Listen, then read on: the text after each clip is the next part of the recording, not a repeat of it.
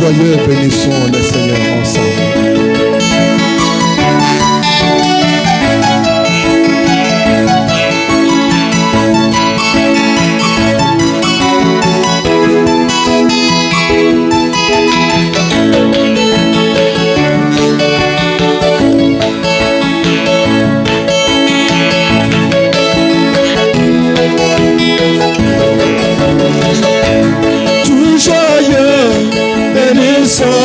Le Seigneur, chantons et célébrons ses louanges, adorons avec toi les saints. Nous joignons céleste phalange. Oui, gloire à Dieu.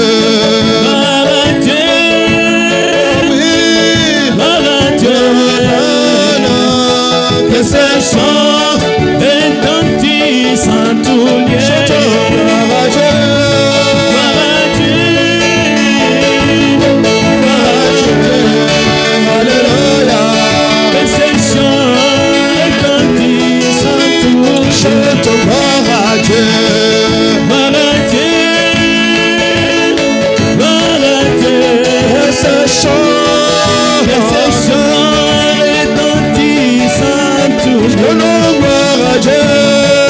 gloire à Dieu, alléluia, gloire à Dieu. Et ces chants retentissent en tout lieu. Que de son incomparable amour, que ciel envoya son Fils unique.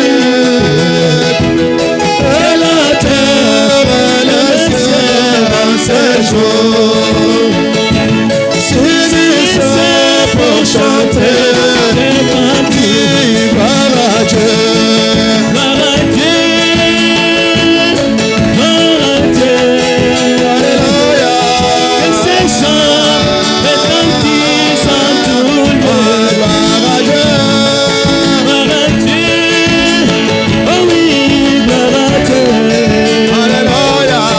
Et ces chants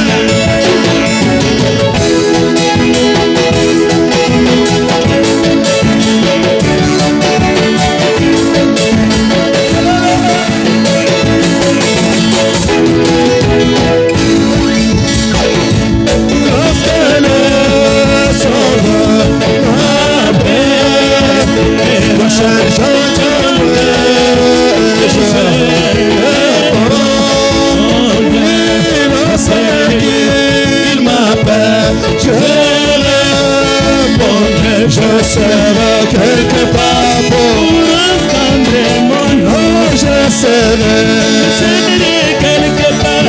Je serai quelque part. Alléluia. Quelque part pour entendre mon nom. Je serai quelque part. Alléluia. Je serai quelque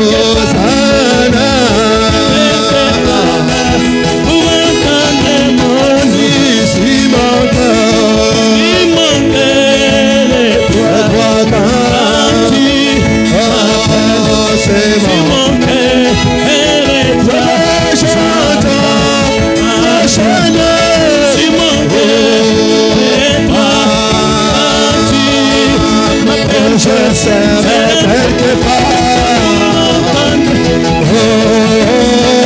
Je serai quelque part. Alléluia. Quelque part. Alléluia. Pour entendre mon Hosanna.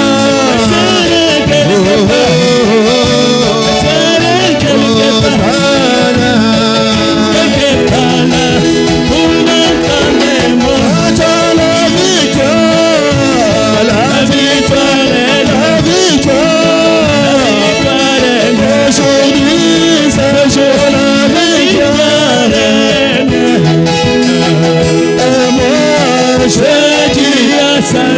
Satan, arrête-moi, ma soeur, la victoire est mienne.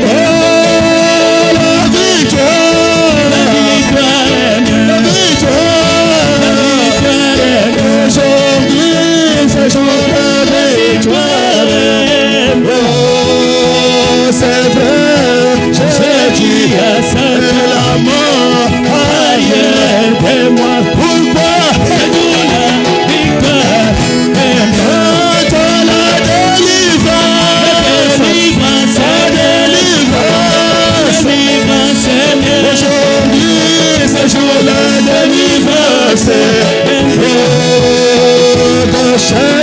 J'ai dit à ça, ta maladie, arrière de moi,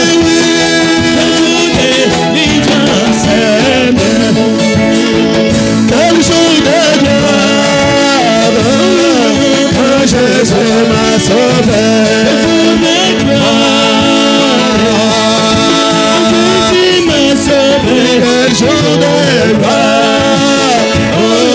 quand Jésus sauvé, quel jour de gloire, quand Jésus m'a sauvé, il m'a sauvé, quel jour de gloire, quand Jésus m'a sauvé, quel jour de gloire, quand Jésus m'a sauvé, jour de gloire, quand Jésus m'a sauvé, quand Jésus m'a sauvé, je suis prédestiné avant la fondation. Je suis prédestiné avant la fondation. Je suis prédestiné avant la fondation d'un jour. Jésus m'a sauvé, quel jour de gloire. Jésus m'a sauvé, quel jour de gloire. Jésus m'a sauvé, jour de gloire.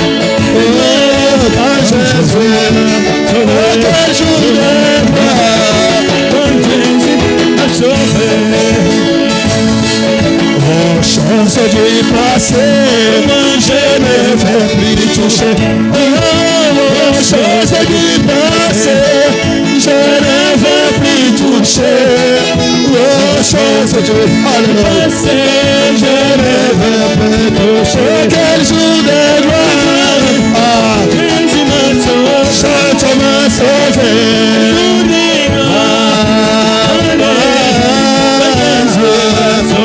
Quel jour de gloire, de gloire, Jésus m'a sauvé. Quel jour de gloire, alléluia, alléluia, Jésus m'a sauvé. Pour mes gloires, quand Jésus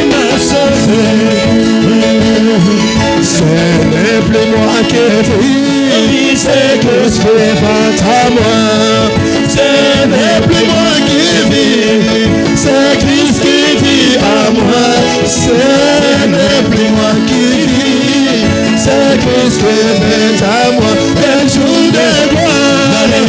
Jésus m'a sauvé. Oh, alléluia. Quel jour de gloire. Quand Jésus m'a sauvé. Quel jour de gloire. Jésus m'a sauvé.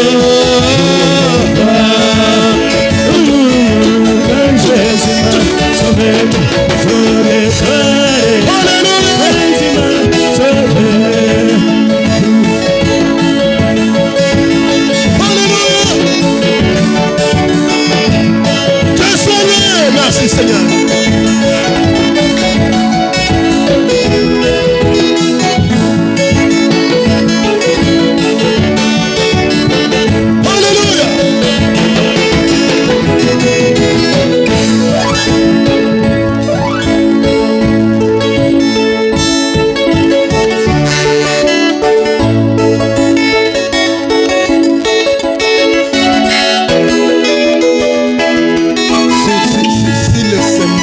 Résonner comme ça, dis-nous à Seigneur. Amen.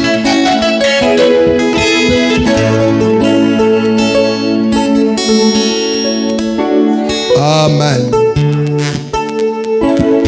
J'ai envie de chanter, mais les cymbales doivent résonner comme ça. Que Dieu vous bénisse. Merci.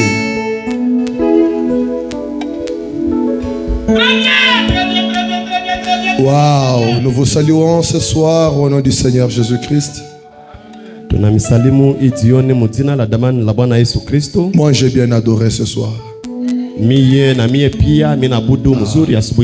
Que Dieu vous bénisse. Vous voulez lui serrer juste une main chaude s'il te plaît.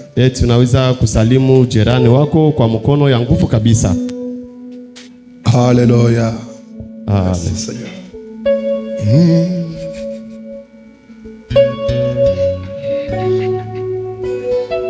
Alléluia. André, tu as déjà ensorcelé les réunions. Il faut que les réunions prennent une autre allure. Merci. Vous allez bien? Que le Seigneur vous bénisse. Entrons dans ce cycle éternel. Amen. Amen. Fabanam dit dans le message le puissant conquérant.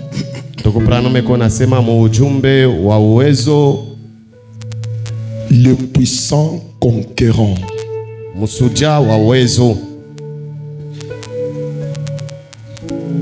Prêché le 10 juin 58. Fabanam dit au point 28. Il interprète les paroles de Jésus quand il est allé dans le séjour de mort. Dans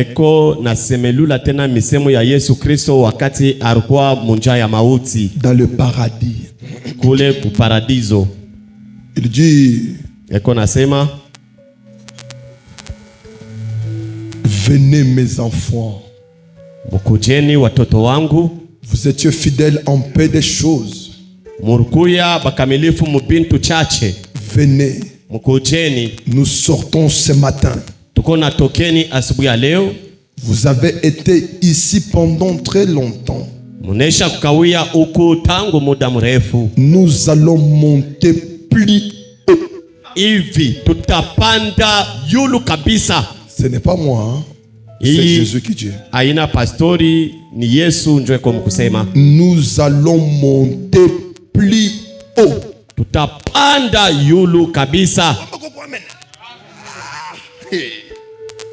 Oh Dieu, laisse que cela soit le désir ce soir de l'église ce soir. Acha kule kupanda kwenda yulu kabisa ikwe nia ya kanisa ya Goshen Maskani jioni ya leo. Montons plus haut. Tupandeni yulu kabisa. Quittons l'Égypte. Tutokeni Misri.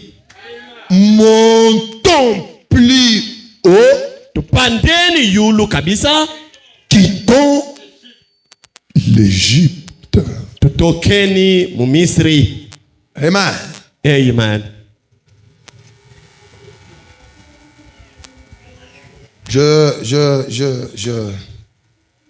Je voulais prendre une autre tournure ce soir.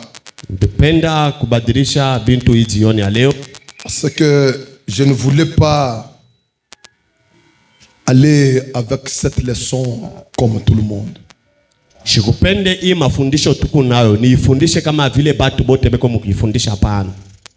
Avec l'aide de Dieu pamoja na msaada wa Bwana et la petite grâce qu'il nous a faite, na neema tu kidogo ambayo anatujalia.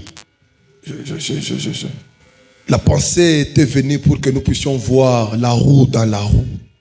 Wazo ilinikuia hivi tupate kujifunza mafundisho inasema mupeto ndani ya mupeto. Mais c'est comme si on me dit que quelque chose est resté. Miko nashikia biko na nyambia ya kwamba kuko kintu kimoja kinabakia. Nous sommes en train de voir la seconde venue. Frère Chopi m'avait dit le mercredi que vous ne parlez pas lentement, vous allez trop vite.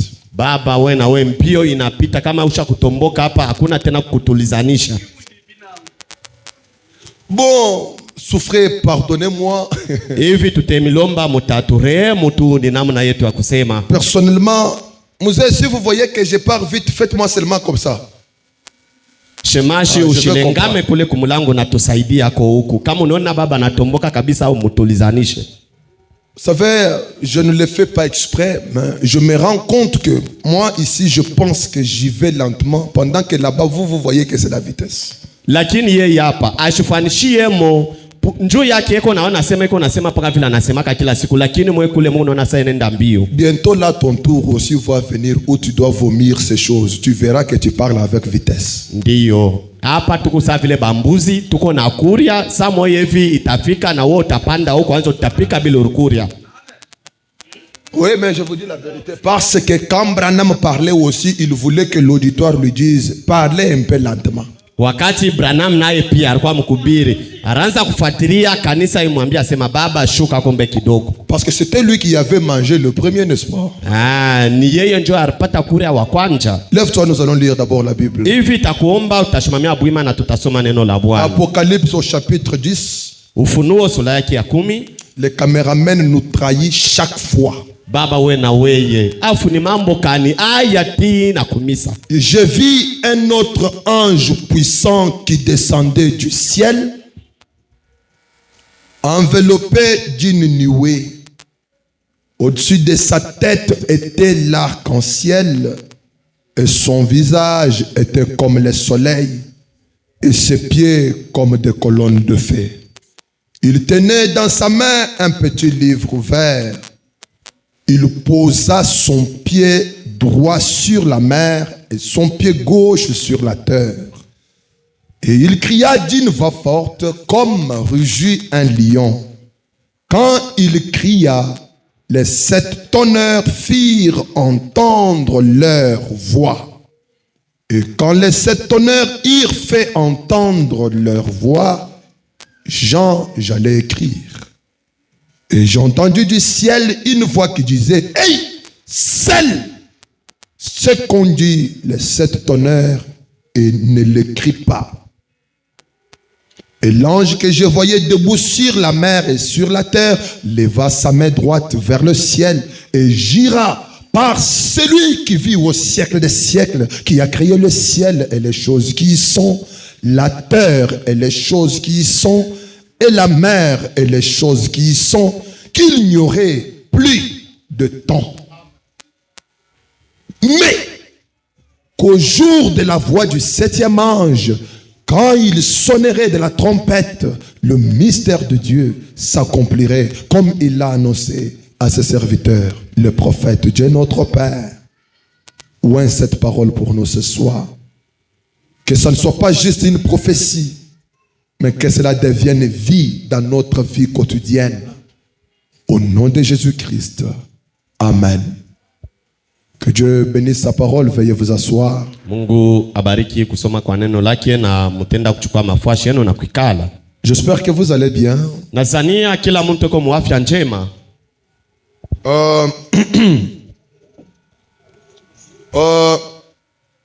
Pour ne pas me perdre, njoo nishipate kupotea, entrons dans ce cycle éternel. tuingieni muiki viringo cha milele. Pourquoi? Njoo nini tunaweza kuingia muiki viringo cha milele? Parce que le troisième poule ne mourra jamais. Kwa sababu eti iko sawasawa tina hapa. Frère Branham, ndugu Branham vous disait que alikuwa anasema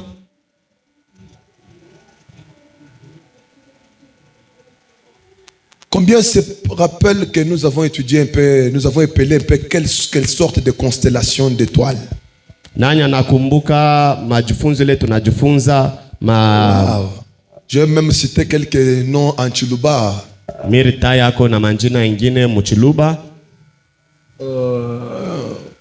Je disais que quand vous entrez dans la maison la nuit, Ndikuwa nasema katika busiku wakati mnaingia manyumba, n'entrez pas directement dans la maison. mshende haraka haraka unaingia nyumbani, hapana. Ayez l'habitude de regarder vers le haut Mkuyeni ko na kisela cha kwanza kunyanyua macho mbinguni pour voir un peu les étoiles. na njoo yako nako manyota. Pour ceux qui étaient un peu à l'école, ils ont appris un mot qu'on appelle la galaxie. Kwa bale barikuya kumashule barijifunza ko ile msemo inaita galaxie, Qui est la plaine étoilée, le manteau étoilé. Donc c'est ça la galaxie. njoo ile galaxie ile L'ensemble de toutes les étoiles mkusanyiko ya manyota yote et les systèmes solaires.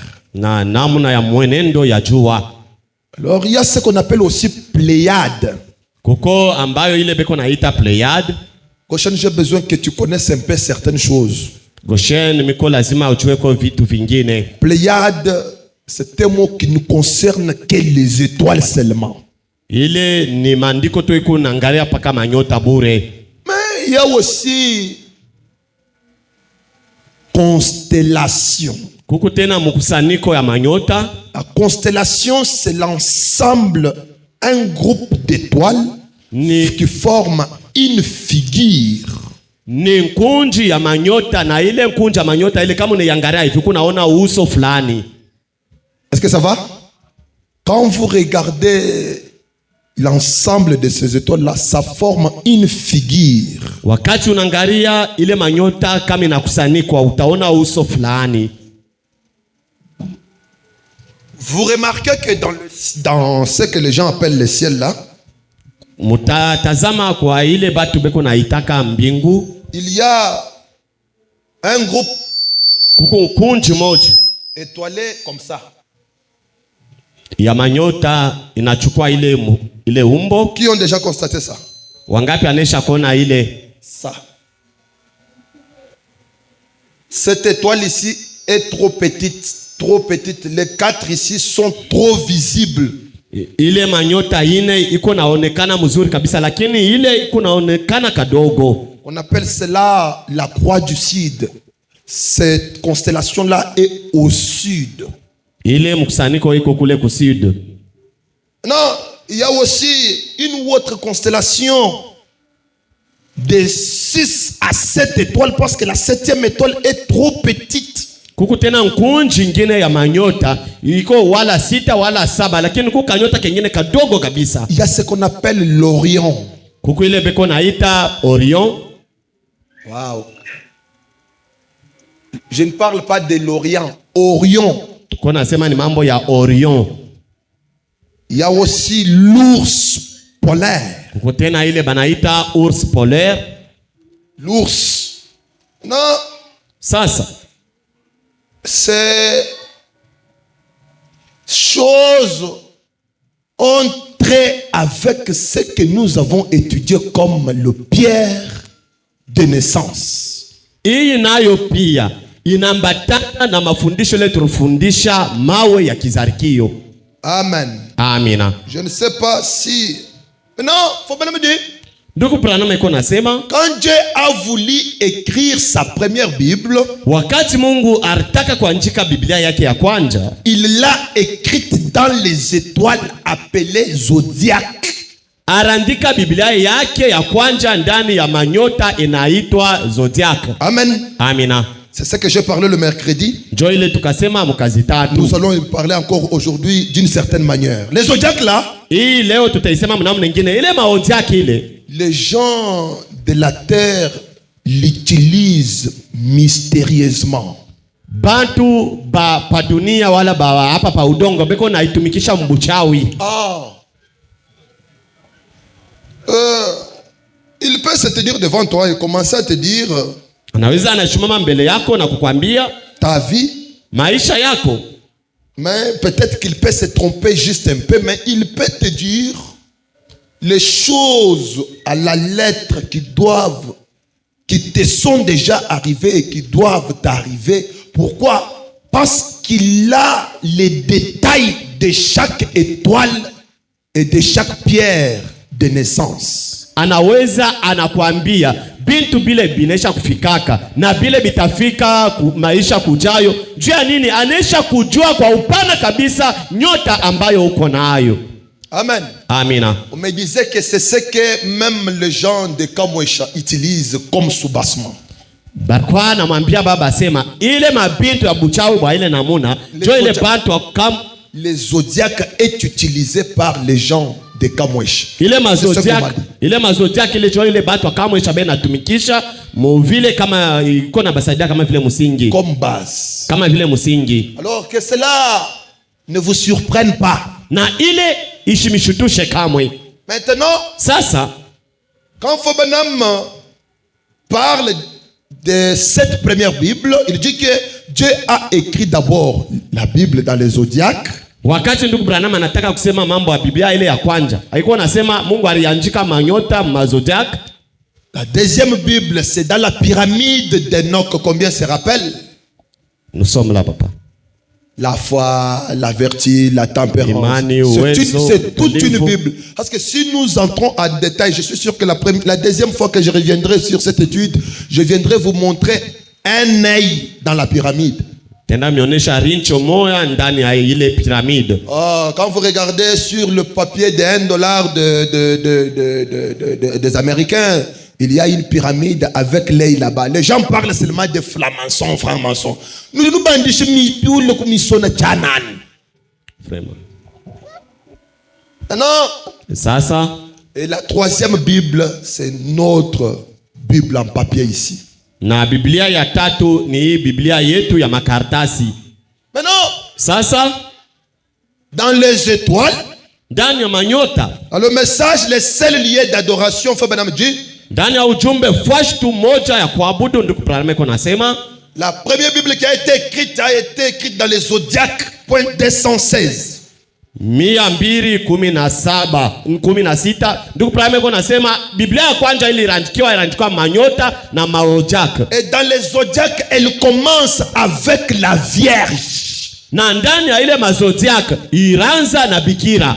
Ça veut dire il y a une constellation maana yake kuko mkusanyiko moja qui prend la forme d'une fille vierge. Na ile mkusanyiko inachukua umbo ya binti bikira. Cela annonçait que Jésus devrait venir, Dieu devrait venir au travers d'une vierge. Na ile ilikuwa na mananisha ya kwamba Yesu Kristo alipashi kuzarikwa kupitia bikira. Elle commence avec la vierge.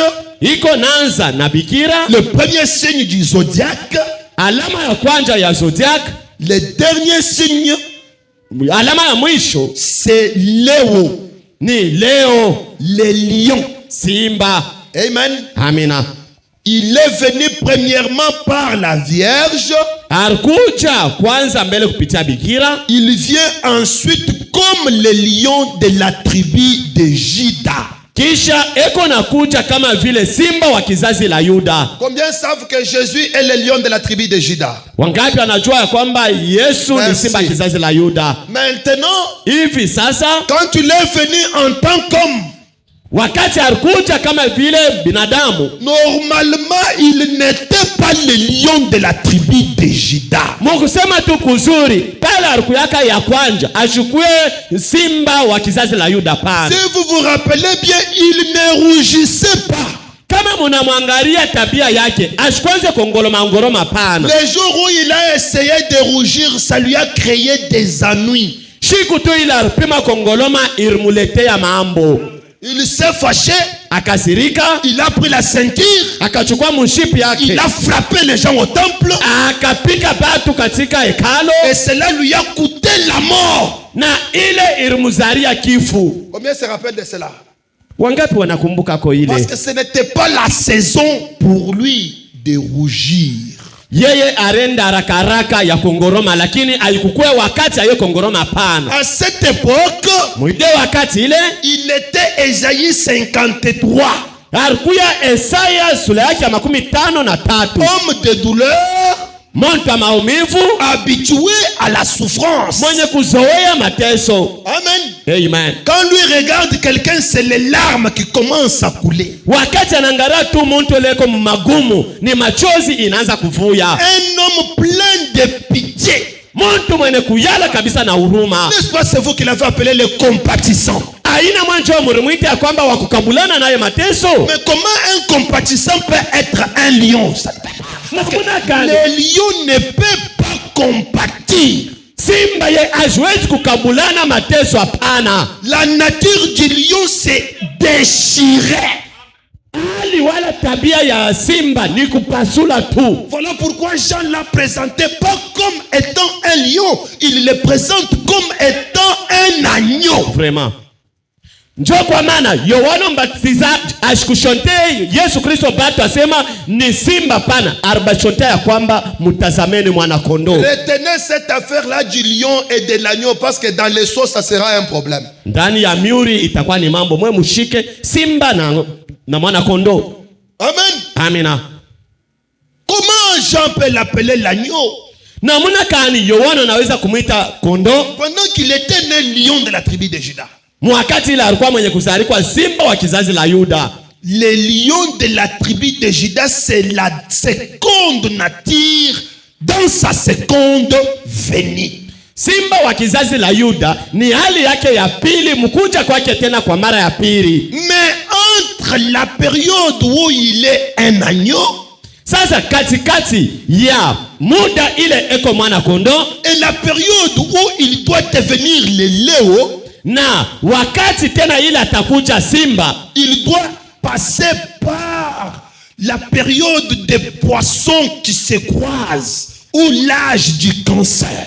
Anapasha kupitia mkizazi kia samaki ile iko na kusaniko, wala mkizazi ya kansa. Ça veut dire si vous regardez dans le ciel, vous verrez des figures comme des poissons qui s'entrecroisent. Wakati mnanyanyua macho mnaangalia manyota, mtaona mauso ingine kama vile masamaki inaisha kuingiana. Branham dit, donc Branham konasema dans cet âge, il dit, dans le message Shalom, il dit, nous sommes dans l'âge du cancer. Ndani ya mahubiri salama, ndugu Branham konasema tuko mkizazi ile inaitwa kansa. Il dit, il passe par les poissons qui se croisent juste avant cela. C'est l'âge du cancer dans lequel nous vivons maintenant. Mbele ya yeye kuchukua ile umbo ya simba, yeko napitia mkizazi ambacho kinaitwa kizazi ya kansa. Amen. Amina. Branham le dit que nous vivons dans l'âge du cancer maintenant. Ndugu Branham konasema tuko naishi mkizazi ya kansa hapa sasa. Mais dans le message les signes de sa venue, sasa ndani ya ujumbe alama ya kuja kwake, au point 116, nukta ya 116, faut bien me dire, ndugu Branham konasema considérez les zodiacs. Mutazameni mazodiac. Il commence avec quoi? Iko naanza na nini? La Vierge. Iko naanza na bikira. La première venue de Christ. Kuja kwa kwanza kwa Kristo. Cela passe par les poissons entrecroisés. Ile iko napitia musamaki yene kuingiana. Amen. Amen. Ni kitu gani kile? L'âge du cancer. Kizazi ya kansa. Nous venons de traverser cela. Na tunatokea mkutambuka ile kizazi ya kansa. Est-ce que vous voyez la nuance? Eti munaona mwangaza? Dans l'autre message, il a dit que nous sommes dans l'âge du cancer. Mjumbe ingine inaitwa Salama anasema tuko mkizazi kya kansa. Mais ici, lakini il dit nous venons de traverser cela. Eko nasema tunatokea mkuvuka kile kizazi. Vous voyez cette nuance ici? Eti mnaona ile mwangaza pa hii mambo? C'est un grand problème. Hapa ni mambo kubwa. Comment? Namna gani? Je veux trouver mon frère qui dit, frère, j'ai la citation, frère Branham dit noir sur blanc. Hapa yoidi wazi. Ndugu hapa tashumama anasema miko na maandiko yanasema tuingane mkile kizazi. Nous sommes dans l'âge du cancer. Tuko mkizazi ya kansa. Vous voyez? Eti mnaona? Et moi aussi je viens. Na mimi pia mimi nakuja. Frère Branham dit que nous avons déjà traversé l'âge du cancer. Ndugu Branham anasema tunaisha kutambuka wala kuvuka ile kizazi ya kansa. Maintenant le frère lui voudra soutenir sa thèse et moi je veux vouloir soutenir la mienne. Na ndugu pale atapenda asemezee pa mambo ili nangara ile maandiko yako nayo na baba papi atazungumza na maandiko ile yako nayo. Et ça sera une guerre entre nous deux. Itakuwa ni kubishana na kukokotana katikati ya baba watu wawili. Lui ne voudra pas me croire. Yeye hastapenda kumwaminia baba. Et moi je ne le voudrais non plus. Na yeye pia hastapenda kumwaminia yeye hapa. Qu'est-ce que nous devons faire? Sasa tunapaswa kufanya nini? Assoyons-nous. Tuikaleni. Et sondons les Écritures. Sasa tuchunguze maandiko. Amen. Amen. Il est venu. Anakuja. Il n'est pas venu. Bongo ashakuja. Nous l'attendons. Tuna mongoje. Vous êtes des sorciers. Moko bachawi. Soyez maudits. Mulaniwe. Ce n'est pas branamique ça. Ile aina ya branamika hapana. Assoyons-nous. Tuikaleni. Sondons les Écritures. Tuchunguze maandiko kwa upana. C'est le même Branham qui a dit il est venu. Ni paka Branham ya alisema anakuja. C'est le même Branham qui a dit nous l'attendons. Ni paka yeye ya alisema tuko na mongojea. Assoyons-nous. Tuikaleni avec un esprit humble. Na roho ya unyenyekevu étudions la parole. Na tujifunze pamoja neno. Amen. Amen. Pour qu'il n'y ait pas guerre entre frères. Hivi kushikwe vita katikati ya wandugu. La révélation pour les autres ça peut venir avec retard. Ce n'est pas un péché. Haina zambi kwa sababu ufunuo ya pengine inaweza kwa nyuma ya wakati. Amen. Amen. Est-ce que vous voyez d'abord ces frères Branham qui a dit nous sommes. Eti mnaona ndugu Branham yuko anasema tuiko. Après il vient il dit nous venons de traverser. Est-ce que vous comprenez d'abord le mot qui est utilisé? Nous venons de traverser. Ça veut dire nous étions et nous sommes sortis. C'est que quelque chose s'est passé pour que nous puissions sortir. Maana yake kuko kitu kinafanishika. Vile tulikuwa mkizazi ya kansa, kinafanishika kile kitu tunatambuka kile kizazi. Japo l'âge du Léo, kizazi cha leo, Léo dans cette structure, leo mukile kiviringo, dans cette figure, ndani ya ile uso, vous verrez des étoiles qui forment ça. Mutaona manyota inachukua ile umbo. Ça veut dire les lions comme roi de la jungle. Simba kama vile shefu wa kuile nkunji. Comme roi de la forêt. Kama vile shefu wa pori. Amen. Amina. Et Jésus pour qu'il soit roi de la forêt. Na Yesu njoo yeye akuwe shefu wa pori. C'est le millénium. Ile ni mwaka 1000.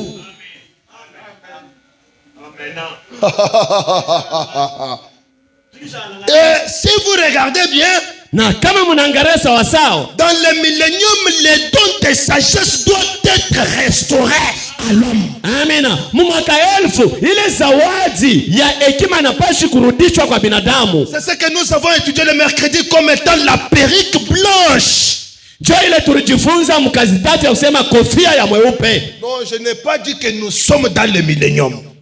Munisikilize mzuri. Shiseme tuko mwaka 1000 hapana. Nous allons arriver à notre arbre de partie. Na tutenda kufikia tena kuile muti ile inesha kubeba matao. Revenons un peu à notre lecture ici pour que nous puissions la terminer parce que c'est elle-même le sujet phare. Tutarudia mbele kumandiko yetu. Frère Branham dit, dans quelle est cette attraction sur la montagne au point 148? Il dit qu'est-il arrivé sur les Sunset Mountain? Kumahubiri naita ni mvuto kani yula ile mulima ku 148 ko nasema ni mvuto ni kitu kani kilifanyika kule kumulima ya jua kulala. Branham dit, donc Branham ko nasema quel est ce nuage mystérieux dans la forêt Coronado? Ile ni wingo kani kule kupori ya Coronado qui a fait que les gens viennent de l'est et de l'ouest pour venir prendre des photos. Ile ilifanya kwamba watu batoke kaskazini na mashariki bakuja kubamba mapicha. La réponse, jibu ilikuwa ya kusema c'est Dieu. Ni Mungu confirmant sa parole. Ni Mungu mkuhakikisha neno lake. C'est la raison de tous ces bruits. Jo ile inaleta ile makelele yote ile. Remarquez, mutazameni, c'est Dieu. Ni Mungu confirmant de nouveau sa parole promise. Ni Mungu katikati ya kutimiza neno lake ile lilakiwa. Quelle parole? Neno kani? Apocalypse 10:1-7.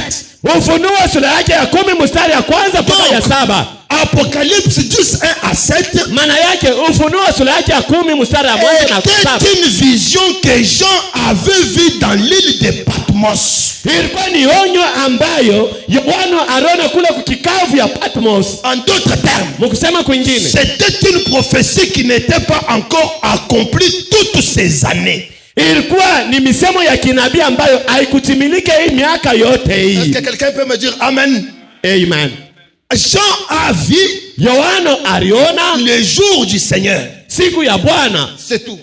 Inesha pale. Et toute la génération attendait l'avenir du Messie pour la seconde fois.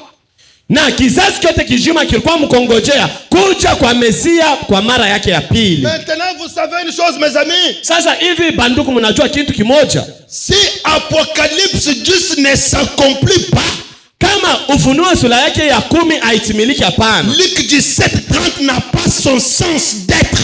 Na Luka sura yake ya 17 mstari wa 13 hiyo haina tena na maana pana. Il doit être supprimé.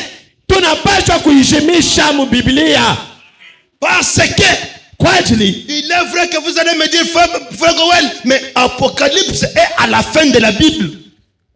Ni vya kweli mnaweza kuniambia kwamba ndugu Goeli, Ufunuo njoo kitabu cha mwisho cha Biblia. Luc 17:30 est au milieu de la Bible. Na Luka sura yake ya 17 mstari wa 13 yote inakusanyika mkatikati ya Biblia. C'est la vérité. Ile yote ile ni ukweli. Mais sans Apocalypse 10:1-7, bila Ufunuo 10 mstari ya kwanza mpaka na ya 7, Luc 17:30 ne s'accomplit pas. Luka sura yake ya 17 mstari wa 13 haiwezi kutimilika kamwe. Comment ça? Itafanyika namna gani? C'est ce que nous allons étudier ce soir. Jioni ya leo ndio ile tutajifunza. Amen. Amina. Donc Branham konasema c'est Dieu confirmant de nouveau sa parole promise dans Apocalypse 10:1-7. Ni Mungu hii mara mkutimiza neno lake ambayo ililakwa mu Ufunuo sura yake ya 10 mstari wa kwanza mpaka na 7. Et au jour de la proclamation du message du 7e ange, na siku ya kutangaza hii ujumbe ya malaika wa 7. Laissez-moi vous dire une chose. Hivi mnyache niambie kitu biflani. Le premier poule n'est pas la proclamation du message du 7e ange. Dites amen. Amina. Le deuxième poule n'est pas la proclamation du message de cet ange. Ile mvuto ya pili haina kutangaza kwa ujumbe ya huyu malaika pana. On a dit à frère Branham, barimwambia ndugu Branham, fais l'œuvre d'un évangéliste. Wewe fanya kazi ya mpasha habari njema. Après, na kisha sois un prophète. Kuja nabii. Ça fait 2 poules, n'est-ce pas? Ni onjo mbili haina vile. Mais lakini un jour, siku moja frère Branham Ndugu Branham entend une déflagration anashikia tupate tunaanza kulia, qui a fait que toute sa constitution a été dérangée. ile ilifanya kwamba ile masheria yake yote ilivurushwa. Il dit, Anaanza kusema, je me suis vu en train d'arracher les gratterons. mimi naanza kuona miko naenda mkurutu, Miri diona. mimi tiona miko mkutukunya. Les gratterons, les choses un peu épinées, bien mamayani. Amen. Alors, Na sasa soudain, quand il regarde, il voit le petit Joseph à ses côtés. kwa ghafla naona Yusufu kule pembeni. À la fin de cela, Na mwisho ya yote ile, il dit à Meda, anaanza kuambia Meda, prends les enfants, wewe chukua batoto, amène-les chez Billy. ubapeleke kwa mkubwa yabo Billy. Veille sur la scolarité des enfants. Wewe kesha pa mambo inaangalia shule ya batoto Meda. Si je leur dis, ils vont dire que je les taquine. Kama mimi nabambia baba mama batasema tuko na bachokoza. Toi au moins. Wewe sasa, veille sur la scolarité de tes enfants. wewe kesha yulu ya masomo ya batoto yako baba. Oh, pasteur nous attaque. Si tu as les enfants qui chôment, tu n'es pas l'enfant de Feu Branham. Kama uko na batoto yako balofa kunyumba, hauna mwana wa Branham, envoie les enfants à l'école. chukua batoto yako na ubatume kwa mashule. Non, dites-moi amen. Amen. Basemeki yako banakuwa tu sanjo bojo kama nije. Envoie-les à l'école. Beba bote tuma abo shuleni. Parce que ni basemeki yako huku nabo paka vile. Bako njo bakusema français yeye ipoko wa Maswahili.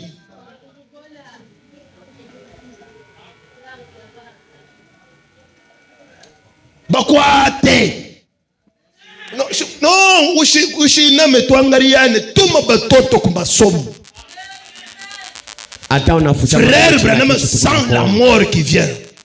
Donc Branham anaanza kushikia lufu kumkucha. Il dit à Meda, je sens que quelque chose est sur le point d'arriver. Je dois mourir. Meda, mina nashikia kuko kitu fulani kinapashi kufika. Mimi naona sana kufa kwangu. Et cela l'a vraiment inquiété.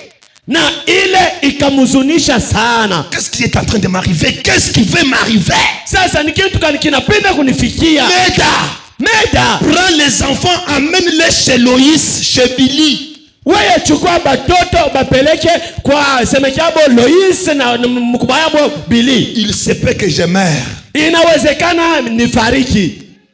Je ne comprends pas ce qui me prend maintenant. C'est comme si j'ai perdu la tête. Alléluia. Iko kama vile kichwa yangu inaisha kushunguka. Sijui kile kinaweza kunifikia hapa. Veille sur les études des enfants après mon départ. Meda, mimi nasema lula tena kisha kufa kwangu.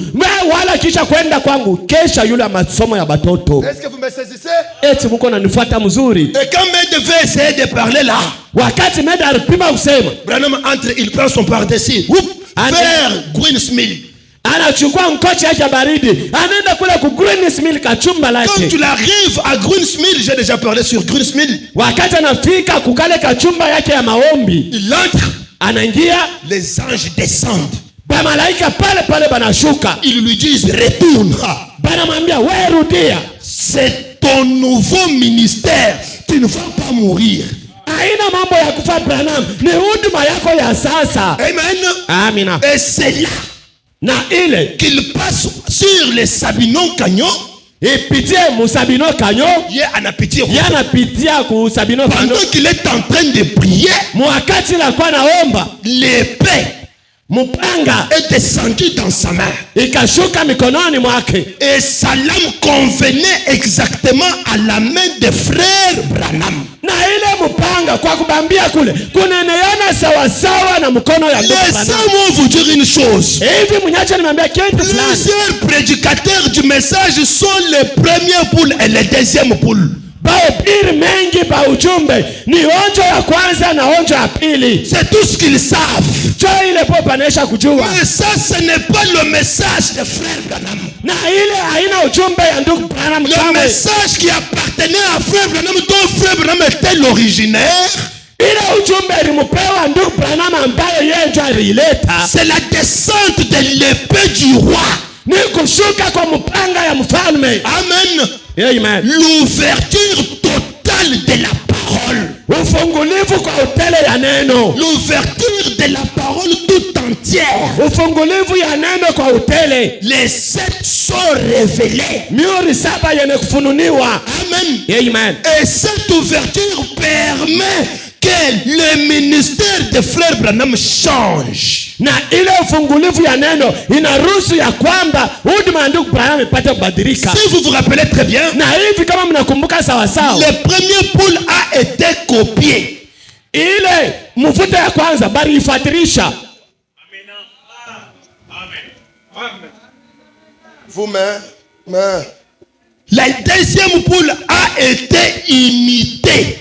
Na mvuto ya pili bali ifatirisha tena. Et l'ange lui a dit, na malaika akamwambia, je t'ai défendu de ne pas les expliquer. Mimi kukataza usifasiria hapana. Et tu les as expliqués. Na unabafasiria hayo. Il faut Branham demander pardon. Pale ndugu Branham akaomba huruma. Maintenant, sasa comme ce n'était pas son ministère, kama vile haikuwa huduma zake, alors japo il lui a été dit, sasa ilimwambiwa la pêche d'actuel, kulopala kwa samaki hapa sasa. Ça ne serait pas une histoire biblique. Haisa kwa mambo ya kujulikana kwa watu wote. Ça ne sera pas une démonstration biblique. Haisa kwa kitu cha kufanyishika mbele ya watu wote. Ça va se passer dans les secrets, dans le silence d'environ une demi-heure. Itafanyishika musiri, mukimya tu ya kipande ya saa wala madakika 13.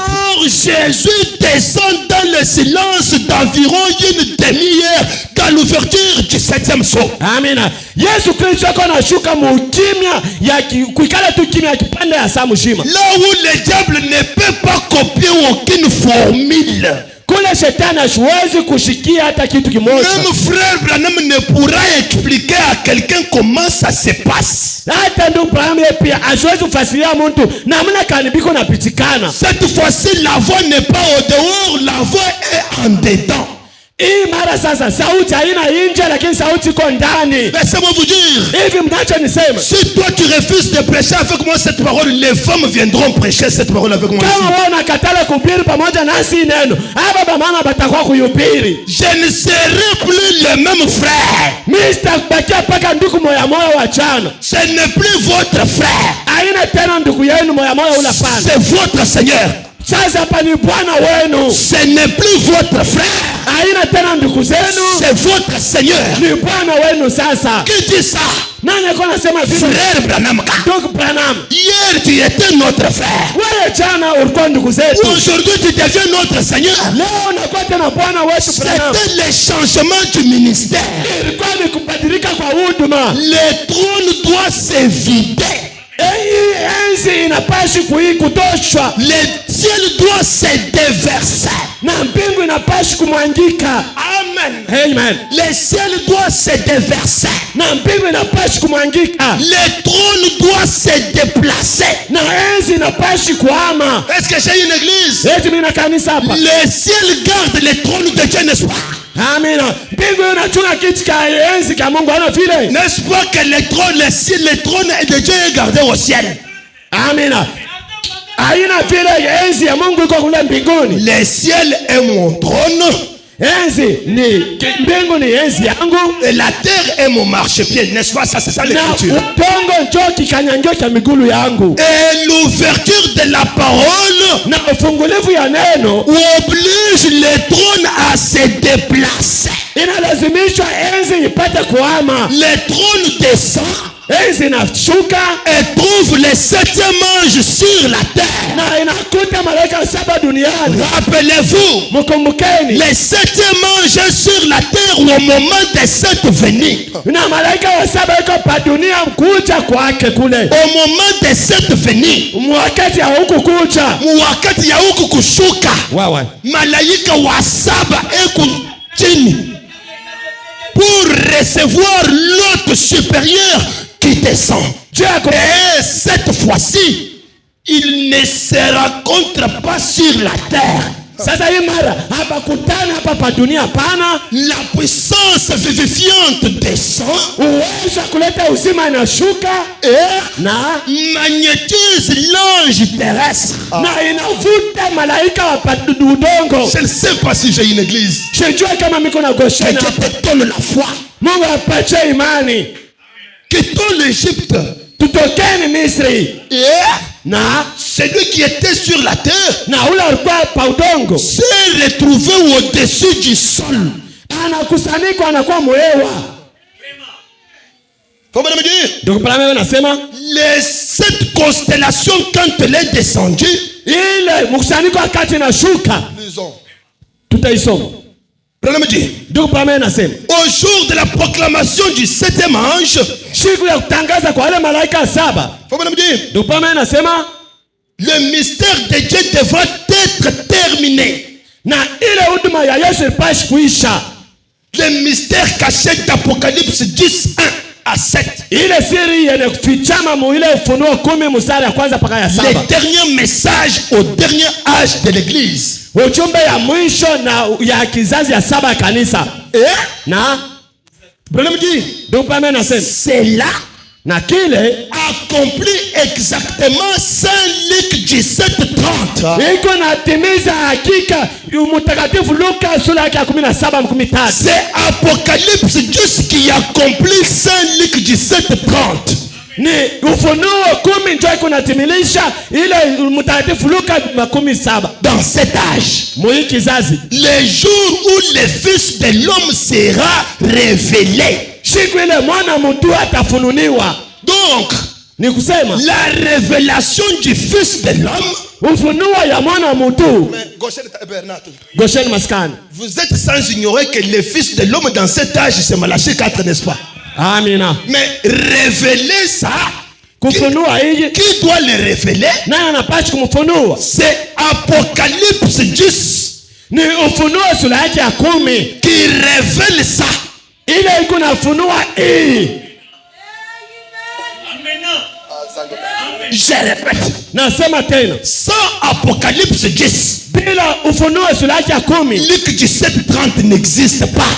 Luka sura yake ya 17:13 haina hako. C'est l'accomplissement d'Apocalypse 10 qui révèle Luc 17:30. Ni kutimilika kwa ufunuo 10 ile kuna fasiria kabisa mtakatifu Luka sura. Et pendant ce temps-là, na mwile wakati ile la science partout à Tixon, ils écrivent des articles. Na kielimu ilikuwa kule kutisoni kunaandika sheria. Les observatoires et tout à Tixon se posent encore des questions. Bata kielimu kule kutisoni beko para mkujuliza. Qu'est-ce que c'est que ça? Kile kitu ni kitu kani? Ils se disent qu'est-ce que c'est que ça? Beko na juliza uliza hii mambo ni mambo kani? Tellement que quand elle avait photographié, ça avait cette forme ici. Wakati baba picha ilichukua ile ushimamio. Quand vous regardez comme ça, wakati mnaangalia hivi, tu ne peux rien voir. Hawezi kuona kitu. Voilà pourquoi le Branham dit, ne leur dites rien, ce sont nos perles, ne les jetez pas. Ndio Branham anasema, msibambie kitu na msitupa pana, ni mariwa yetu ya bei. Amen. Amina. Ce sont nos perles, ne les jetez pas. Ni mari yetu msitupe kamwe. Amen. Amen. Et ils sont en train de se demander qu'est-ce que c'est que ça. Kitu kenye tunabamba picha ni kitu kani? Et ils appellent cela un nuage mystérieux. Beko naita ile wingo ya mastajabu. La recherche scientifique essaie de découvrir ce que c'est.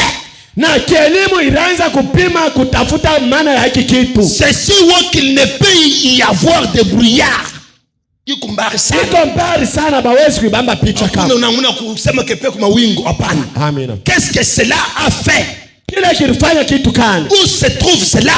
Iko na kusanyika fash kani. Ils sont tout aussi embarrassés au sujet de ces halos. Bina bapitia sana kumambo ile nangara hii picha. Halo surnaturel. Kwa hiki cha shori mwengu suspendu là au ciel. Yene kushimama mule muhewa mpingu. Branham dit, tukupame nasema de la même manière qu'il l'était lorsque les mages étaient arrivés. Paka munamuna moya muvile wa majusi barifika. Suivant une étoile. Barikuwa mkufuata nyota moja. Et demandant, Na bakaanza kuuliza, où est le roi des Juifs qui vient de naître? mfalme wa Uyuda ule anatokea mkuzarikwa eko wapi? Qu'était-ce? Kitu kani kile? Dieu accomplissant sa parole. Mungu mkutimiza neno lake. Quelle parole? Neno kani? Un astre sortira de Jacob. Nyota moja itatokea mkizazi ya Yakobo. Faut bien me dire. Ndio pame nasema, Et le Dieu du ciel na Mungu wa mbingu a promis que le temps du soir aurait les lumières du soir. aleka kwamba wakati wa magharibi kutakuwa nuru ya magharibi. Aurait les lumières du soir. Kutakuwa manuru ya magharibi. Aurait les lumières du soir. Kutakuwa manuru ya magharibi. Au temps du soir, Wakati wa magharibi il y aura les lumières du soir. kutakuja mwangaza ya magharibi. Il y a 3 ans, Kuka miaka 3 baadaye, ce mystère était une prophétie. hii huduma ilikuwa ni matabiri. Monsieur, quelle heure est-il? Sasa ndoko ni kitu kani kile? Bwana, tukisakani. Tuko sakani. Monsieur, quelle heure est-il? Tuko sakani bwana. Il y a 3 ans, ce mystère était une prophétie. Kuko miaka 3 hii huduma ilikuwa tu ni matabiri. Mais maintenant, Sasa hapa c'est de l'histoire.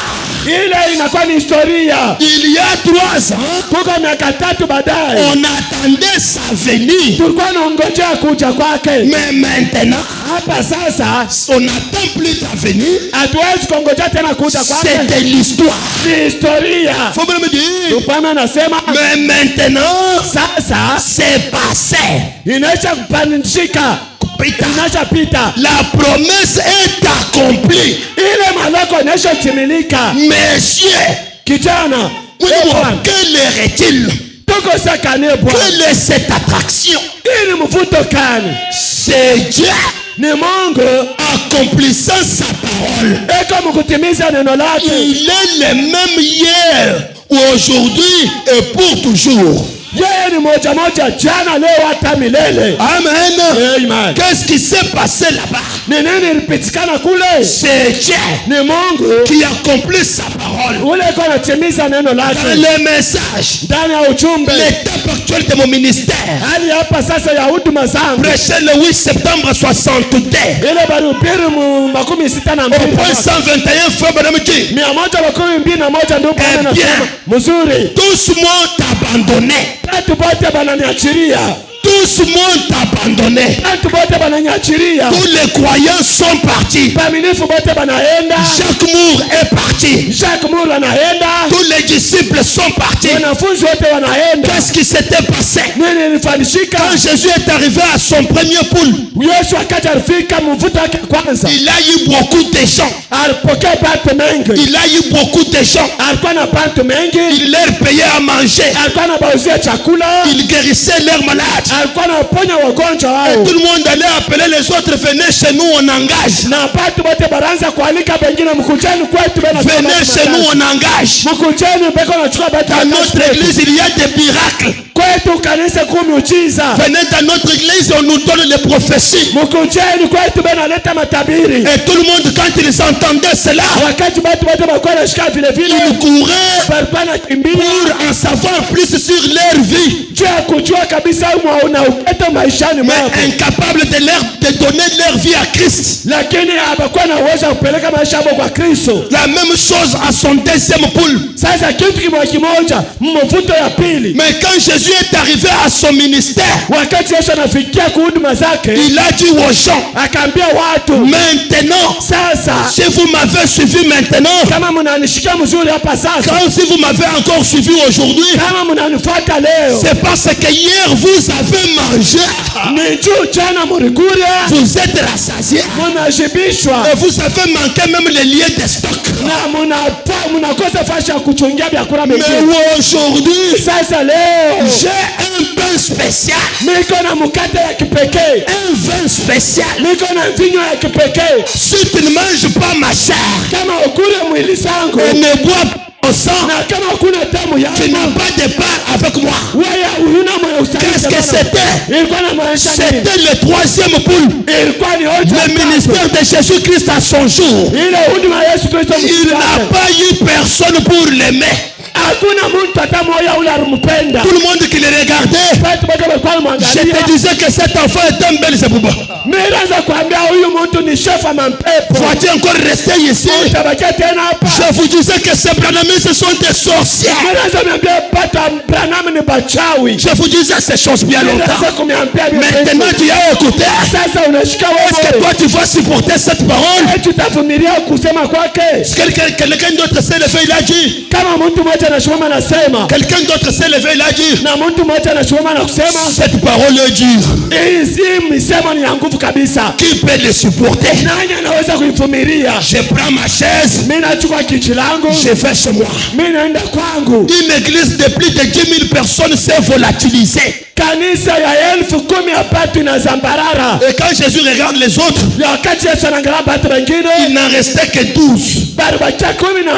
Il leur pose la question. Anaanza kubauliza, vous cherchez quoi au pied de Branham? Bantu bote banaenda mwa kumikula Branham unatafuta nini? Vous cherchez quoi à gauche du tabernacle? Mgoshani maskani unatafuta nini? Nous hatukujibu, vous cherchez quoi? Sasa tina Isa unatafuta nini? Vous cherchez quoi? Nini mnangojea? Pierre le regarde. Petro anamwangalia. Il lui dit, yeye anamwambia, Seigneur, Bwana, laisse-moi dire amen même quand c'est difficile. Acha niseme amina hata kama ni ya nguvu. Tu ne comprends pas?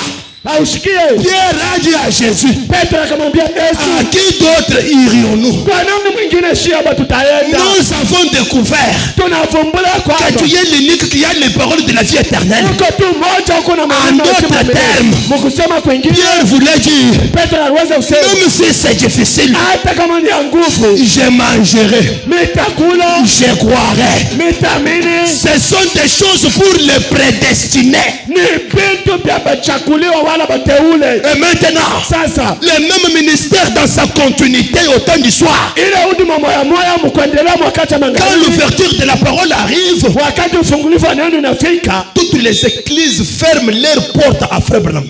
Makanisa yote inamfungia ndugu Branham milango yapo. C'est lui qui ressuscitait leurs morts. Wala alikuwa anafufula bafu babo. C'est lui qui guérissait leurs malades. Wala alikuwa anaponya wagonjwa yao. À l'ouverture de la parole, sasa mkufungulia kwa neno, Branham commence à pleurer. Branham anaanza kilio. Tous m'ont abandonné. Watu wote bananyacha. Mais il y a une chose. Lakini kwa kitu kimoja. Oui.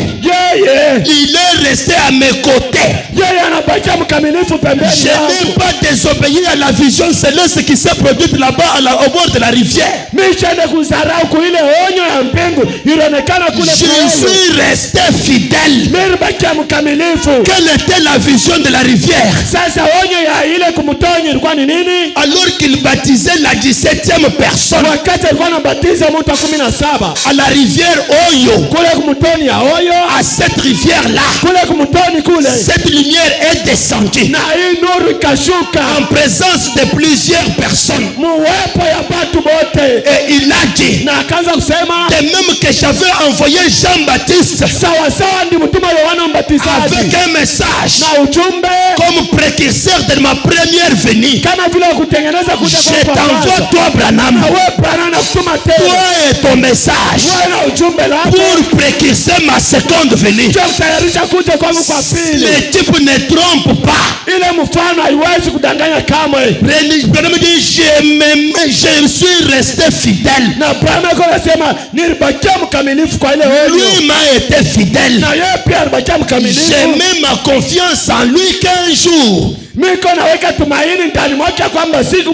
je ne sais pas quand, il couronnera mon ministère. J'ai mis ma confiance en lui. Je ne sais pas quel jour, mais ce que je sais, qu'il couronnera mon ministère. Comment il va-t-il couronner mon ministère? Il couronnera mon ministère. Je suis resté le plus fidèle possible. Je ne sais pas ce que ce sera. Je ne sais pas quand ce sera. Et dès qu'il sera prêt,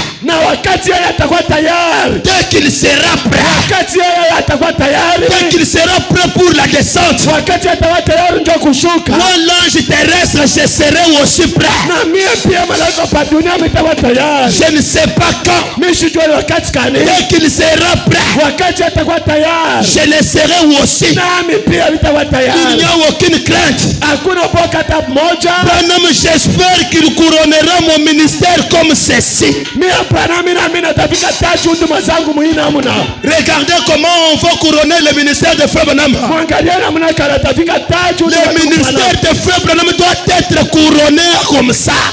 Huduma ndugu Branham inapaswa kufikwa taji muhimu mna. Il me laissera prendre les vêtements de la parole. Atanyacha kuchukua mavazi ya neno. Et revêtir son épouse de l'étoffe de la parole. Na kufika bibi harusi mavazi ya neno. À cause de sa justice. Juu ya haki wake. J'espère nazania qu'il me couronnera. Atanifika taji. Et qu'il me permettra de me tenir là ce jour-là. Na ataniruhusu nisimame pale ile siku. Et de dire. Na kusema. Voici. Tazameni. Voici. Tazameni. Voici. Tazameni. Agneau. Mwana kondoo. Dieu. Wa Mungu. Yote. Konaondosha. Péché. Zambi. Du monde. Ya dunia yote. Maintenant dans le message. Sasa ndana ujumbe. Essayez de rendre un service à Dieu.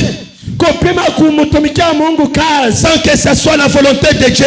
Nje ya mapenzi kamilifu ya Mungu. Frère Branham dit. Je me suis dit. Nikaanza kujambia. Peut-être que la voix. Saa zingine sauti veut dire que je dois la faire pivoter à droite. Inaanza kuniambia nichukue hii picha nigeuze kwa mkono ya mume. Et quand je l'ai fait, na wakati nikaigeuza, vous voyez ce que c'est? Mnaona iko na maana nini? Le portrait du Christ à 33 ans. Uso ya Kristo wa miaka 33. Là, mule ndani, vous voyez la barbe sombre, c'est ça le travail des gens. Le couronnement du ministère de Frère Branham était de se tenir là et de dire voici ses yeux, voici son nez, voici sa barbe sombre, vous voyez son visage, ses yeux, son nez et tout. Vous voyez l'arrêt qui sépare ses cheveux. Prochain tabernacle. La seconde venue n'est pas la seconde venue du Saint-Esprit. Amen. La seconde venue n'est pas spirituelle.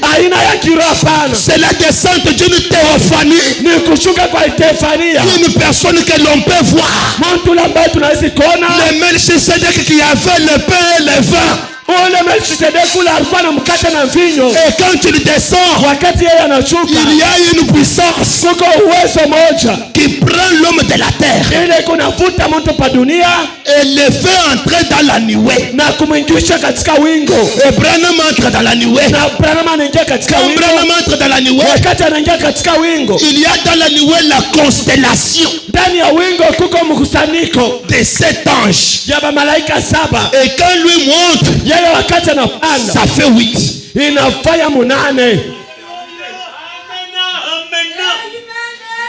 Vous n'avez pas compris. Il y a l'ange puissant qui descend. Quand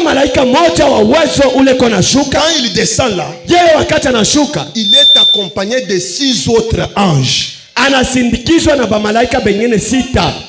Paul, Paulo, Irénée, Martin, Colomba, Luther, Wesley.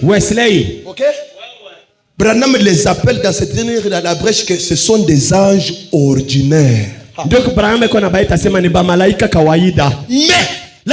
à gauche de cette constellation là, il y avait un autre ange qui bombait la torse. Son message m'intéressait beaucoup. Ses cheveux ici en haut, il porte la perruque blanche formée par ses anges, qui montre que le message comme quoi il est Dieu. iko naonesha ile taji inaonesha kwamba ujumbe iko naonesha paka Mungu. C'est la vérité. Ile ni ukweli. Il est le juge suprême de l'univers. Yeye ni mwamuzi wa juu ya ulimwengu. Le juge suprême du ciel et de la terre. Mwamuzi wa mbingu na dunia. Il est Dieu. Yeye ni Mungu. Et rien d'autre que Dieu. Ni paka Mungu. Il est Dieu exprimé dans une forme humaine appelée le Fils de Dieu. Ni Mungu mwenye kuvala mwili wa binadamu yenye kuita mwana wa Mungu.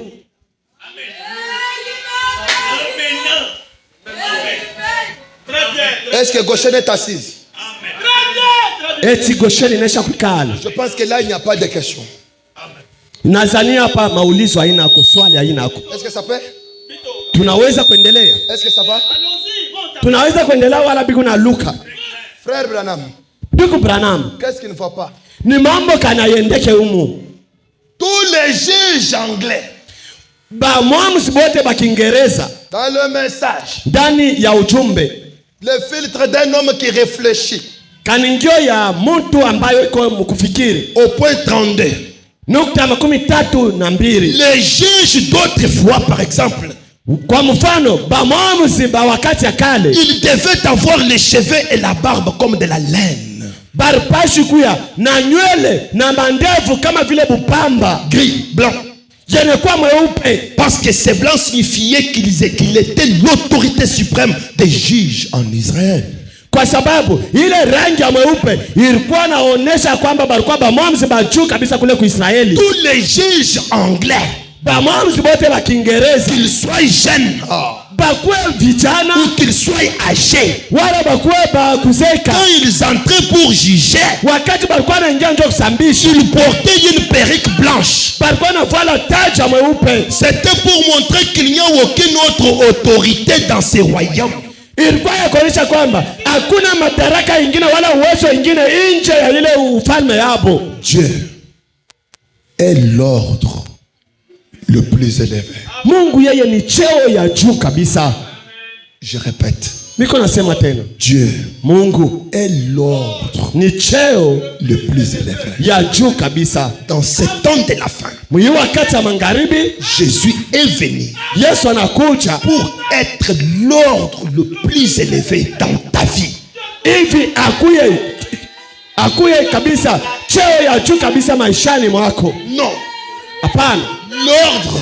Cheo. L'ordre. Haki. Ce n'est pas wala agizo. Cheo. L'ordre. Cheo. Alléluia.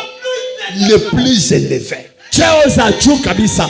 Le troisième poule dans ma vie. Ile onja tatu maishani mwangu. Mvuto tatu maishani mwangu. Le troisième poule dans ma vie. Mvuto tatu maishani mwangu. Fait de moi. Iko nanifanya mimi. L'ordre. Cheo. Le plus élevé. Cheo za juu kabisa. Tu n'as pas compris. Au yaelewa tena hapa. Qu'est-ce que ça signifie? Iko na maanisha nini? Ça veut dire. Iko na maanisha. Tout le monde peut parler. Watu wote wanaweza kusema. Tantine peut parler. Sangaji anaweza kusema. Maman peut parler. Mama yangu anaweza kusema. L'oncle peut parler. Muyomba pia naye anaweza kusema. Ma tante peut parler. Sangaji pia anaweza kusema. Je monte.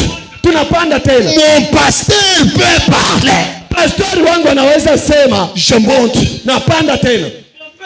Mon père peut parler. Baba yangu naye pia anaweza kusema. Oh. Japo. Le pasteur est l'ordre le plus élevé d'une église, n'est-ce pas? Pastor ni cheo za juu kabisa ya kanisa, haina vile. Il peut parler. Hivi yeye anaweza kusema. Lakini je compte sur l'absolu. Miko nasabia pategemeo zangu. J'attends celui qui a le dernier mot. Miko nangojea ule ambaye kona sauti ya mwisho. Dans ce pays, il y a l'ordre. Muko cheo. Quand il y a un problème, wakati mambo fulani nakuja, nous partons au parquet de Kamalondo. Tunaenda kule kuchumba ya serikali Kamalondo. Et là au Kamalondo, na kule Kamalondo, on appelle ça la cour d'appel. Beko naita ile cour d'appel. Amen. Amen. Au Kamalondo. Kule Kamalondo. Quand ils échouent, wakati baba anashindwa, on m'envoie à la cour de grande instance. Bana tutuma kule ku cour de grande instance. En ville. kule kutauni, à la Maison Blanche, kule kuchumba za mweupe, ça ne veut pas dire que c'est fini. ile haimaanisha kwamba inaishia pale.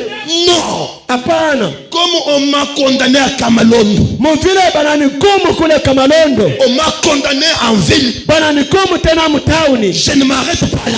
mimi siwezi kusimamia pale. Je prends l'avion, mimi nachukua ndege, je vais à Kinshasa. mimi naenda Kinshasa. Là, à Kinshasa, kule Kinshasa il y a une cour qu'on appelle la cour constitutionnelle. kuko ile cour banaita cour constitutionnelle. Quand je plaide, wakati mimi naomba, je vois que ce n'est pas clair. mimi naona kwamba haina wazi. Je vais de l'autre côté, mimi naenda ngambo nyingine, il y a une cour qu'on appelle la cour de cassation. kuko tena cour de cassation kule. Quand cela n'est pas du tout terminé, kama ile ikate mambo yao, il y a une autre cour, kuko tena cour nyingine, la dernière au Congo, ile ya mwisho Mkongo, c'est la cour suprême de justice, ile ni cour ya juu kabisa ya watu, là où tout doit être fait, kule batu bote bengine, là où tout doit terminer.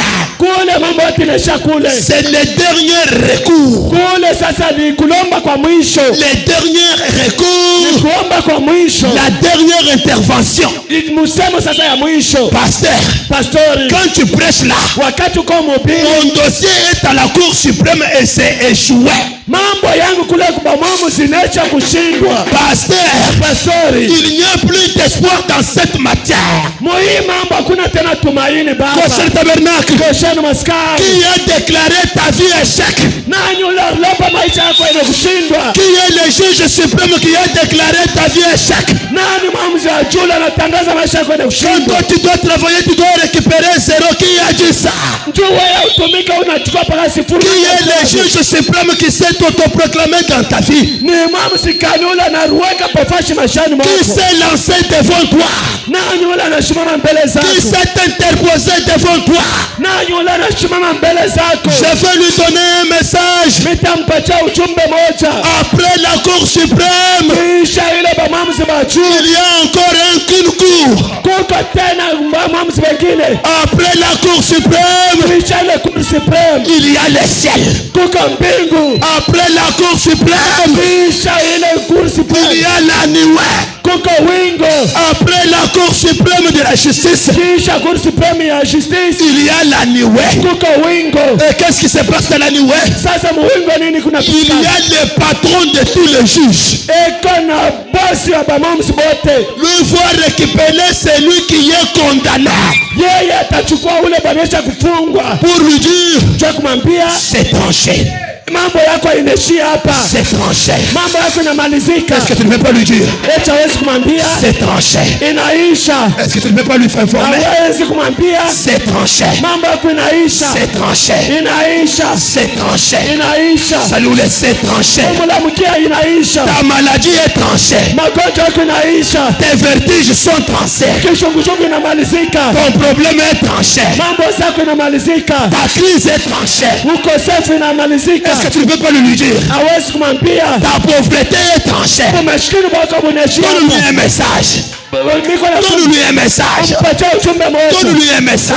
kumpatia ujumbe C'est moja, tranché. inamalizika, C'est fini. inaishia hapa, C'est fini. inamalizikia hapa, C'est fini. inamalizikia hapa, Le célibat, umalaka c'est fini. inamalizikia hapa, La pauvreté, umashikini c'est fini. inamalizika, Être locataire, kuwa kulipia être pauvre, c'est tranché, être malade, c'est tranché, la vie de pharmacie. c'est tranché. Au nom de Jésus-Christ. Kwa jina la Yesu Au Kristo, nom de kwa Jésus-Christ. jina la Yesu Kristo, À cause de la descente de la nuée, juu ya aibu kuchuka kwa wingo, que toutes les hôtels dans ta maison soient renversés.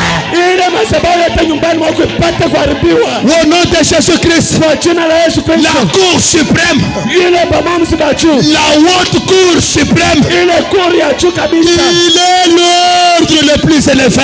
ni cheo za juu kabisa. Et si Jésus est l'ordre le plus élevé, Kama Yesu ni cheo ya juu ça kabisa, veut dire iko na maanisha toutes les autres cours doivent s'incliner. hapa maamuzi mengine wanapaswa kupiga Au nom magoti de Jésus-Christ. kwa jina la Yesu Kristo, Au nom de Jésus-Christ. kwa jina la Yesu Kristo. Que toutes les cours s'inclinent. Maamuzi wote wapate kuinama, Que toutes les cours s'inclinent. maamuzi wote wapate kuinama. Je vois que toi tu n'as pas compris. Mimi napenda kwamba ushiki. Je suis es en train de condamner toutes les bouches qui t'ont condamné. La Bible dit, toute arme forgée contre toi, toute arme forgée contre moi, toute arme forgée contre toi, sera annulée sans effet. Toute arme forgée contre toi sera annulée sans effet. Au nom de Jésus-Christ, chaque colis de l'ennemi, chaque colis de l'ennemi, j'entre dans le troisième boule pour prendre chaque colis venimeux. Frère Branham nous a dit, c'est là se dévoile constamment. Amen. Amen. Ça explose pour. Et ça explose pour. Quand ça monte, ça explose. Exploser. Exploser. Cochon explose. Dans les affaires. Exploser. Oh, je voulais dire à quelqu'un, comme toi tu le crois, je te donne 5 parcelles. Exploser. Exploser. Parce que toi tu n'as pas cru. Je te donne 5 parcelles. Est-ce que tu le crois? Est-ce que tu le crois? Je te donne la vie. Le nom de Jésus-Christ. Monter. Exploser. Est-ce que quelqu'un peut me croire? Est-ce que quelqu'un peut me croire? Est-ce que Samadère a payé une parcelle de la commune? Amina. Amina. Amina. Est-ce qu'on peut payer un bien de l'État? Mais dans le troisième poule, on peut faire des impossibles. Au nom de Jésus-Christ, le Dieu de la nuée, toi Shadrach, termine ta construction. Amen. Au nom de Jésus-Christ, je te l'accorde. Soyez bénis. Soyez bénis. Soyez bénis. Soyez bénis par l'âme. Soyez bénis par le corps. Soyez bénis par l'argent. Soyez bénis. Ayez des voitures. Soyez bénis. Ayez des maisons. Soyez bénis. Soyez en bonne santé. Soyez bénis. Ayez de beaux enfants. Que le Seigneur vous bénisse. Montez encore.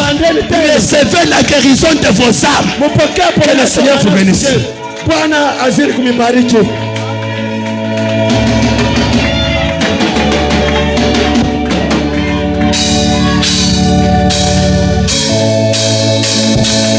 Le juge suprême, la haute cour suprême est descendue pour toi. Lève-toi. Pourquoi toi tu ne veux pas être souple quand on prêche l'évangile? Pourquoi? Toi tu es toujours lourd. Tu es toujours lourd. Tu es toujours lourd. C'est ton problème. Quelqu'un va t'utiliser comme son passerelle. Même si tu es malade, jette-toi dans le troisième poule. Reçois un miracle phénoménal.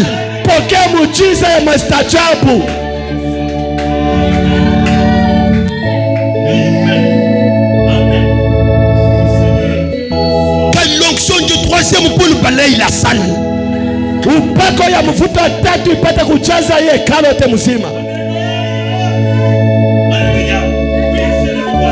Crois seulement, crois seulement.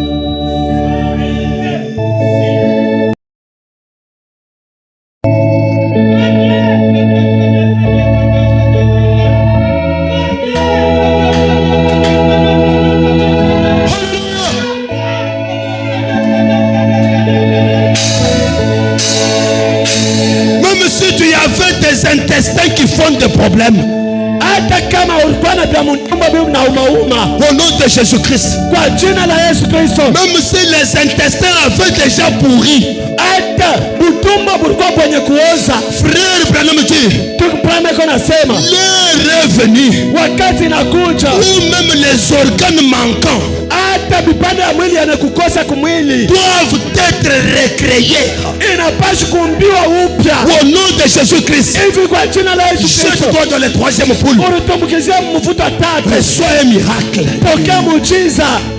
Notre Dieu ne raccommode pas les choses. Mungu wetu hasiwezi kufuatilisha vitu kamwe. Il pouvait créer une Sarah pépin neuve. Amina. Aliweza kuumba tena Sara mara mpya. Même si tu as déjà vieilli, hata unaisha kuzeeka, reçois le rajeunissement. pokea maisha ya vijana. Même si la matrice avait déjà vieilli, hata matrisi ilikuwa inaisha zeeka, je veux que tu sentes la venue d'une main. miko napenda ushikie kushuka kwa mkono moja. J'ordonne une chirurgie Mina amuru kupasula kumoja ce soir. jioni ya leo Au nom de Jésus-Christ, kwa jina la Yesu Kristo. j'ordonne une chirurgie. Amen. Mina Le même Dieu Mungu mara moja qui pouvait faire coucher Florence Nightingale ule aliweza kumularisha Florence Nightingale et lui accorder une opération en un verre, na kupasula kwa saa ya kenda, qu'il t'accorde l'invivable. akupatie kitu kile akiwezi kuishi Je kwa veux entendre que quelqu'un a été opéré surnaturellement, napenda kusikia kwamba kuko mtu baba mpasula kwa mastajabu, que la maladie tombe magonjwa ipate kuanguka et que tu ramasses cette maladie-là. na uilokote ile magonjwa Au nom de Jésus-Christ, kwa jina la Yesu le Kristo. feu dévorant, Moto ya kuteketeza qu'il déracine la maladie. ipate kutukunya magonjwa Au nom de Jésus-Christ, kwa jina la Yesu Kristo. entrons dans ce cycle éternel. Tuingieni mwa kiviringo cha milele Ayons des témoignages. na tukujeni na ushuda, Paradoxe. ushuda ya miujiza. Paradoxe. Muujiza, Reçois un paradoxe. pokea muujiza. Un mariage paradoxe. Pokea ndoa muujiza, Une voiture paradoxe. gari muujiza, Un Saint-Esprit paradoxe. Roho Mtakatifu muujiza. Recevez cela. Mupokeeni ile. Dieu notre Père. Tu m'as dit dans ta parole qu'un pasteur derrière la chair est un ange. Il est prophète. Et le désir dans le cœur du pasteur, c'est la volonté de Dieu. Je veux les voir tous noyés dans les troisième poules. Vivant la vie du troisième poule. Appelant les choses à l'existence. Au nom de Jésus-Christ, je leur accorde ce qui manque. Dieu bien-aimé, même s'il était cas du poisson, toi le Dieu du troisième poule, entre, fais le contrôle.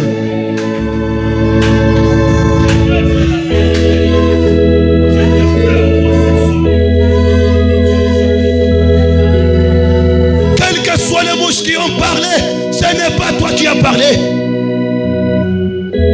Un seul mot qui vient de ta bouche vaut plus que 1000 mots des hommes.